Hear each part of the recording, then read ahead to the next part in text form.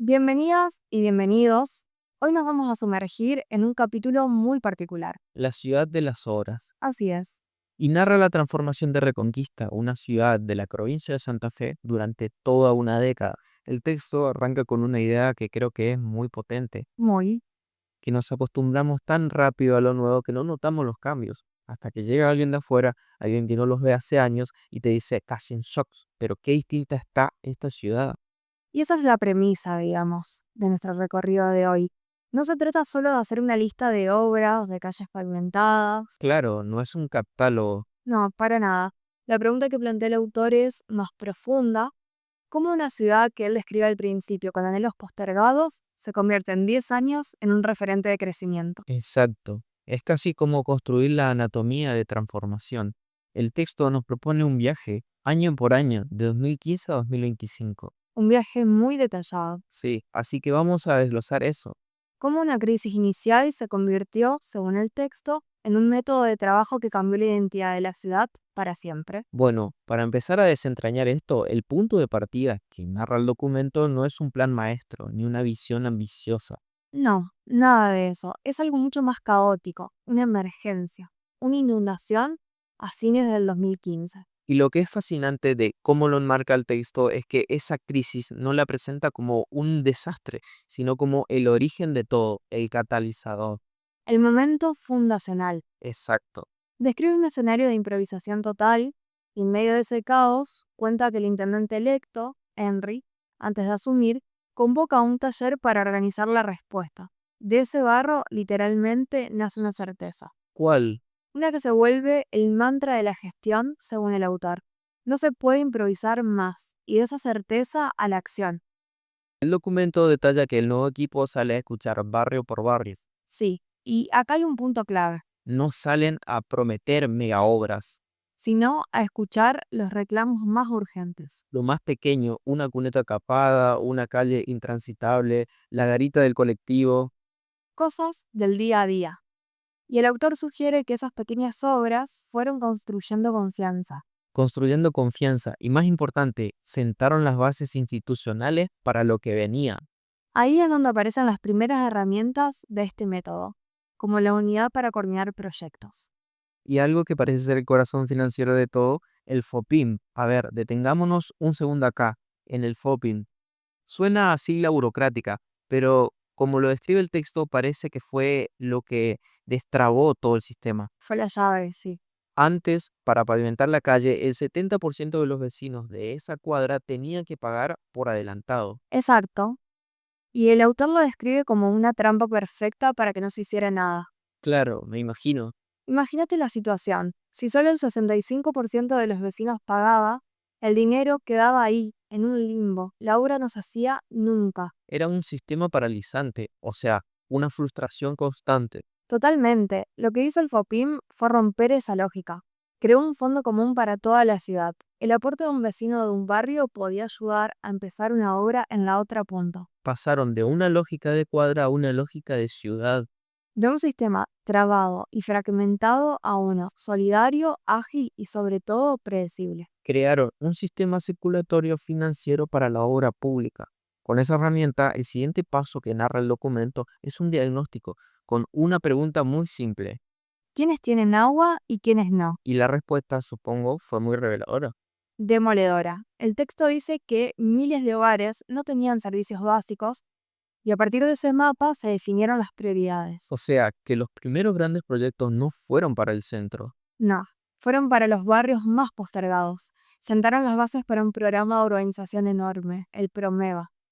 Entonces, ya tenían la confianza y el sistema de financiación, pero le faltaba algo para dar el salto. Le faltaba potencia, músculo. Y ahí llega 2017, que el texto llama el año del salto cualitativo, y el cambio vino de una decisión muy concreta.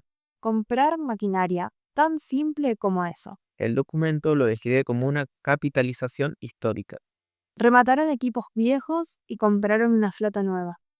Retroexcavadoras, camiones, barredoras. ¿Quieres una lección sobre autonomía municipal, no? Totalmente. El texto sugiere que depender de contratistas externos es un cuello de botella.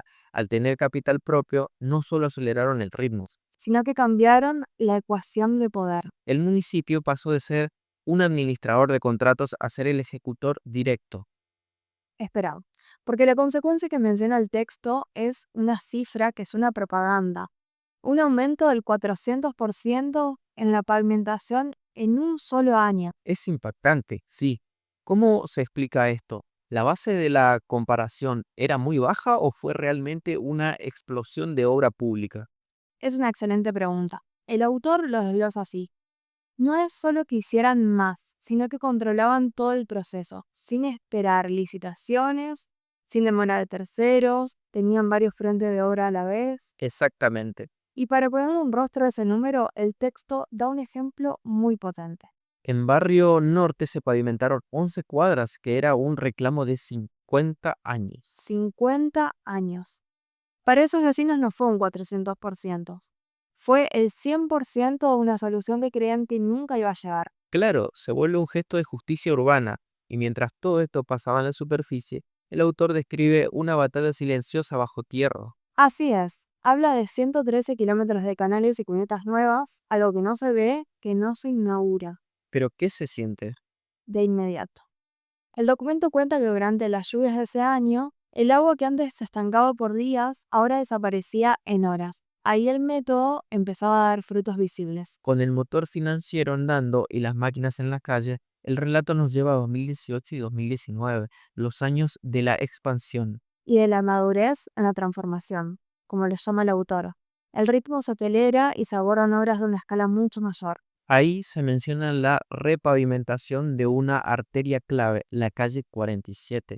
Sí, combinando fondos municipales y provinciales. Pero lo que me parece interesante es que el texto no lo pinta como un camino de rosas. Introduce un conflicto. El freno judicial. Exacto. Describe cómo sectores de la oposición presentaron una denuncia para frenar una obra de cloacas, argumentando que los contribuyentes no debían pagarla. Que es un punto importante. El autor me presenta como un intento de volver al estancamiento, pero explora los argumentos de la oposición. No profundiza en los argumentos de la denuncia, a la verdad, pero sí enmarca el conflicto como una contradicción política, ¿Por qué? porque señala que la ordenanza que habilitaba la obra se había votado por unanimidad en el Consejo, incluso por quienes después la judicializaron. Entiendo.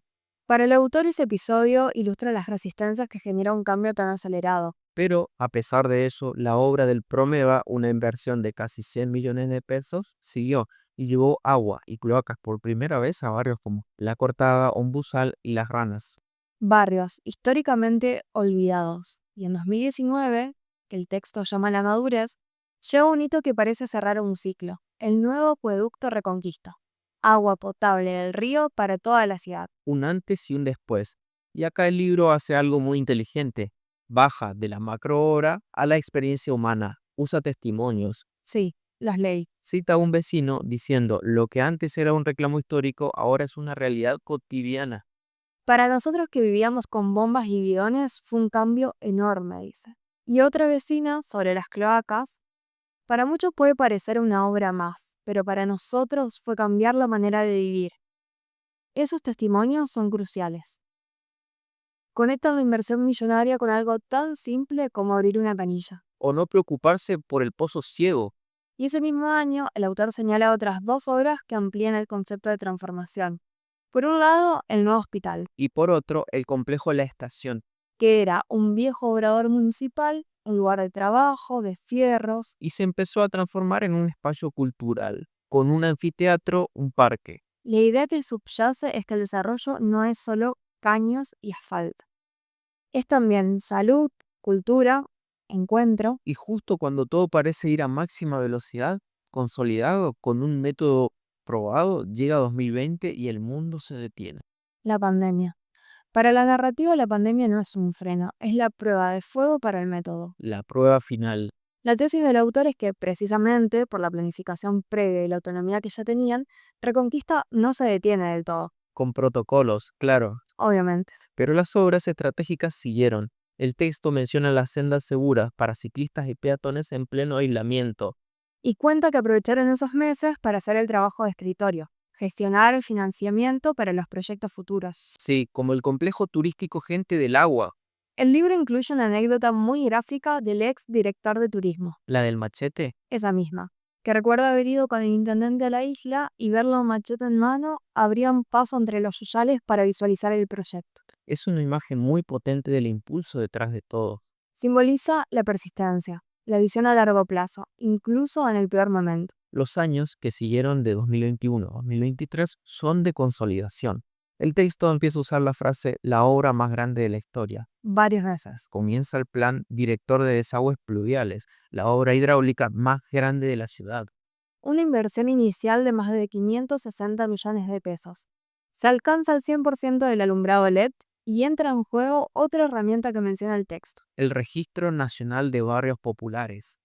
¿Cómo encaja esto en el método local? Bueno, lo interesante es que el texto lo presenta no como una solución que llega de afuera. Sino como una herramienta que Reconquista usa activamente para acelerar un proceso de integración que ya había empezado con fondos propios. Alinearon la gestión local con las oportunidades nacionales. Exactamente. Ya para el final de este periodo, el texto resume con cifras que marean: más de 100 nuevas cuadras de pavimento, 150 kilómetros de canales, 1000 lotes con servicio. Una inversión acumulada de más de 3.500 millones de pesos. Pero el autor insiste en que la clave no está en los números. No, lo central es la consolidación del método. Y eso nos lleva a los últimos 2 años del relato, 2024 y 2025, que son muy particulares. 2024 es el año del legado, así lo llama. Se terminan las grandes obras, pero lo más importante es que se digitaliza y georreferencia toda la nueva infraestructura. Se crearon los manuales de uso de la nueva ciudad para el futuro, un legado técnico. Exacto. Y llegamos a 2025, quizás la parte más contraintuitiva de la historia. El país, según el texto, en medio de una crisis brutal, obra pública nacional y provincial congelada. Y Reconquista hace lo contrario. Invierte. Es el cierre perfecto. Sin fondos externos, el municipio usa recursos propios para hacer la mayor compra de maquinarias en la década. Más camiones, más retroexcavadoras. El autor lo enmarca como una apuesta estratégica. No es gastar por gastar. Es una inversión en capacidad operativa para estar listos cuando el ciclo económico cambia. Una demostración de resiliencia. Basada en administración que el autor califica de ordenada y previsoria. Así que al final de este recorrido queda claro que el documento no es un simple catálogo de obras. Para nada. Lo que intenta describir es un cambio de paradigma en la gestión. Exactamente. La conclusión del autor es que la verdadera obra no fue el cemento, no fue el asfalto. Fue la construcción de una cultura de gestión. Planificar a largo plazo, ejecutar con recursos propios, gestionar fondos externos y, sobre todo, mantener la continuidad. El texto lo resume en una frase final que es muy potente. El método no pertenece a una gestión, pertenece a Reconquista. Esa misma. Es una narrativa muy sólida, casi un manual de cómo transformar tu ciudad. Pero, y acá hago de abogado del diablo, suena casi demasiado perfecto. Es una historia de éxito, sí. Me pregunto, ¿qué tan frágil es un método como este? ¿No puede un nuevo gobierno con otras prioridades desmantelar esta cultura de gestión en pocos meses? El documento aborda esa vulnerabilidad. Esa es la pregunta fundamental que queda flotando al final del texto. Y creo que es la reflexión perfecta para cerrar. El libro presenta un caso de éxito, pero tu pregunta apunta al verdadero desafío del sector público en cualquier lugar del mundo. Claro, ¿Cómo se logra que un método de gobierno trascienda a las personas que lo crearon y se convierta de verdad en la cultura permanente de una institución, en el ADN de una ciudad? ¿qué anclajes se necesitan? Exacto. Institucionales, sociales, culturales. ¿Qué se necesita para que esa capacidad de planificación resista a los futuros cambios políticos y las inevitables crisis que sin duda van a volver? Esa es la pregunta del millón.